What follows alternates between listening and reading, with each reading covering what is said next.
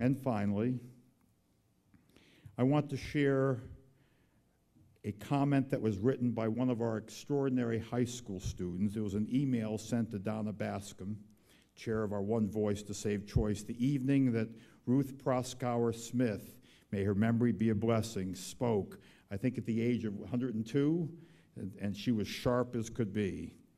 It was right before her death, in fact. That senior Julia Schlesinger wrote the following: "Last year in my Constitution law class, I encountered Ruth Bader Ginsburg's argument for an expansion of pro-choice legislation on the basis of the Equal Protection Clause of the 14th Amendment. Since we live in a man's world," Julia wrote, "and the reason the right to have an abortion generates any opposition, in my opinion, is that pregnancy is strictly a woman's issue. If men had to go through childbirth with all the accompanying economic and social implications, would the entire debate cease to exist?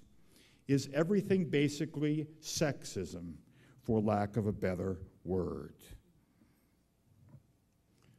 How can we respond to Julia Schlesinger?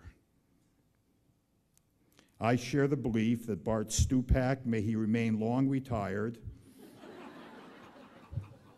would have gone nowhere if he was taking away rights affecting only men.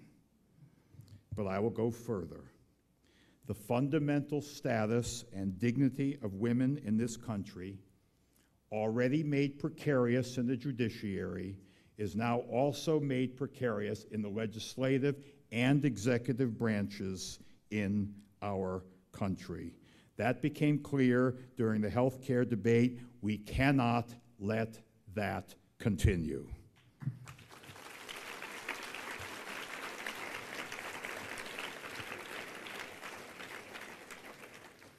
And so, Julia, I have to say to you, no, we have not achieved social equality or political equality or even spiritual equality in this country. We are far from the promised land. Because, sad but true, if there is no funding for abortion, and if there is little and in some cases no access to abortion, what is left of the right to choose? And so, as every speaker has said, we will fight on.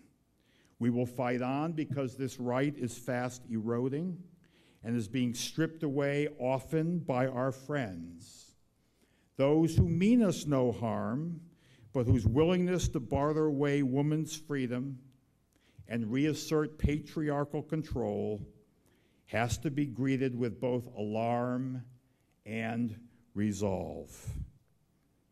And so, dear friends, on this day, let us be grateful. Choice is still one of our greatest blessings. But be afraid, because as I said, if there is no funding and there is no access, there is no right. Be afraid, because if we lose enough battles, the war cannot be won.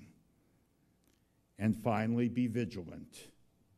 Be vigilant because we were put on this earth to be partners with God to make this a just world for women, for children, and for men who desperately need us.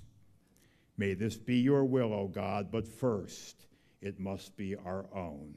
Thank you very much.